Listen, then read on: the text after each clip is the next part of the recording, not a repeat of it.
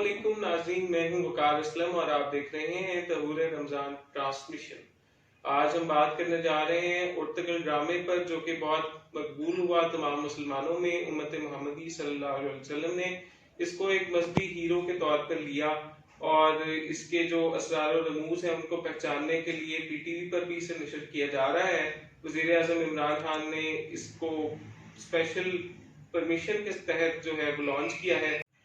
आइए नाज़रीन, हम जानते हैं मसूद चौधरी साहब से कि उर्तुगल ड्रामा क्या है, इंडिया में इसको क्यों कर बैन किया गया है और क्या इंडिया के जो सियासी हमायदीन हैं वो इससे मुतासर हो रहे हैं। कि असरार और रमूज हैं। हमारे साथ मौजूद हैं रिसर्च स्कॉलर मसूद चौधरी साहब। मसूद चौधरी साहब, आपको खुशामदीद।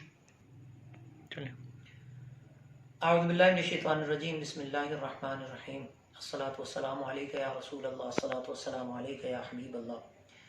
वकार साहब, बहुत शुक्रिया आपका कि आपने जो है वो एक अहम मौजू के ऊपर लबकुशाई का मौका दिया। अर्ज़ ये है कि ये अर्तुगल गाज़ी, जिसको हम आज एक ड्रामा सीरियल के तौर पर पाकिस्तानी कौम देख रही है, ये 2015 में पाकिस्तान में हम टीवी ने लॉन्च किया और इसका एक सीज़न उस वक्त तक आ चुका था जिसको कि बाकायदा तौर पर चलाया गया। इसमें अब तक 150-152 के लगभग किस्तें हैं जो कि 2-2 घंटे पर मुहित हैं। एक किस्त 2 घंटे पर मुहित है और इसमें आपको जो है वो 5 सीज़न अब तक आ चुके हैं। 2019 में आखिरी सीज़न जो है वो हमें नज़र आता है। इसकी सिग्निफिकेंस ये है कि सल्तनत उस्मानिया, काई कबीले से उठने वाला एक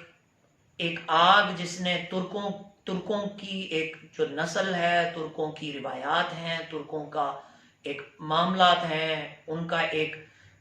तमाम सिस्टम, जिरगा सिस्टम और मुख्तलिफ चीज़ें सारी की सारी लेके वो आगे चले और उन्होंने गुरबा को, आम लोगों को जिनकी तादाद भी बहुत कम थी, एक रास्ता दिखा दिया कि कैसे आप दुनिया पे हुकूमत कर सकते हैं और दुनिया पे हुक्मरानी कर सकते हैं। यहाँ पर एक बात ये भी अर्ज कर दूं कि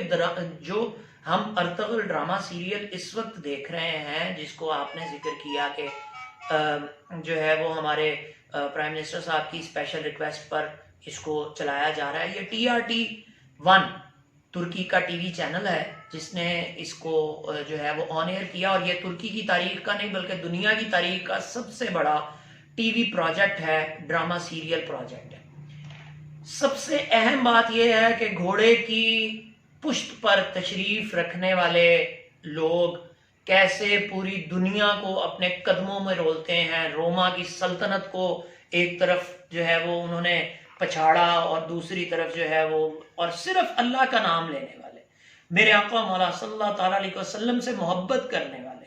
एक आलिम दीन, एक फकी, एक जो है फकीर के साथ की जिसे कहेंगे कि अगर पत्थर को उन्होंने तराश कर हीरे में कन्वर्ट किया तो गलत नहीं होगा। तो वो इब्ने अरबी की बातों से और मामलात को जब हम देखते हैं और मुख्तलिफ तरह के मामलात देखते हैं, इसी वजह से, यही वजह है कि वो जो जिहाद और जो वो एक तड़प और एक तजल्ली पैदा करता है इंसानी कुलूब में, इंसानी दिल में, उसका नतीजा है कि ये जो है इसकी पॉपुलैरिटी भी है और वो मैसेज जो है वो क्रॉस द बोर्ड जा भी रहा है और इससे जो दूसरे, जिसे हम अगयार कहते हैं, वो सब के सब गायब भी नजर आते हैं। यहाँ पर एक और अर्ज करनी बहुत ज़रूरी है कि इस ड्रामा सीरियल में हमें अर्तुगल गाज़ी जो है उसका करैक्टर और उसकी लव स्टोरी, उसकी मोहब्बत, वो भी हमें नजर आती है। लेकिन एक बात जो है वो हमेशा याद रखने वाली है कि इश्क मजाजी और इश्क हकीकी के दरमियान जो तलवार की मोहब्बत है और घोड़ों की सुमों पर और घोड़ों की जो वो है और दोस्तों के साथ ताल्लुक और दोस्तों के साथ जो मामलात हैं, वो सब के सब ऐसे हैं जिनको के एक आला और उम्दा रिवायात का हामिल कहा जा सकता है। और यही वजह है कि सल्तनत उस्मानिया, चूंकि सुलेमान शाह ने अपनी औलाद को एक अच्छा रास्ता दिया, उनकी तरबियत की, उनको खड़ा किया और उसी तरबियत को लेकर अर्तुगल गाज़ी आगे चला। और आज हम ये देख रहे हैं कि अर्तुगल गाज़ी की 5 सीरीज के बाद اب عثمان اول کی سیریز بھی جو ہے وہ شروع کی جا چکی ہے. اقوام، یہ اس بات میں کوئی شک نہیں کہ اقوام ڈراموں اور فلموں سے نہیں کھڑے ہوتے، اقوام افکار سے کھڑی ہوتی ہیں. لیکن یہ بھی ایک حقیقت ہے کہ انسان کو انسپائریشن یعنی کسی سے متاثر ہونے کے لیے حقیقت حال کو سمجھنا بہت ضروری ہوتا ہے. آپ کو اس ڈرامے میں وبا ملے گی جو کہ مخالفین نے وبا پھیلائی. پھر اس کے بعد آپ کو اس ڈرامہ سیریل کے اندر اغیار کی سازشیں ملیں گی، کیسے انہوں نے دوسرے لوگوں کو خریدا. آپ کو اپنے لوگوں کا بکنا اور اشرفیوں کے مول قومی حمیت کو بیچ دینا ملے گا، اور وہ سب کچھ ملے گا جو اقبال کے اشعار سے لے کر رومی کے الفاظ تک آپ کی باتوں میں موجود ہے. تو صرف اتنی عرض ہے کہ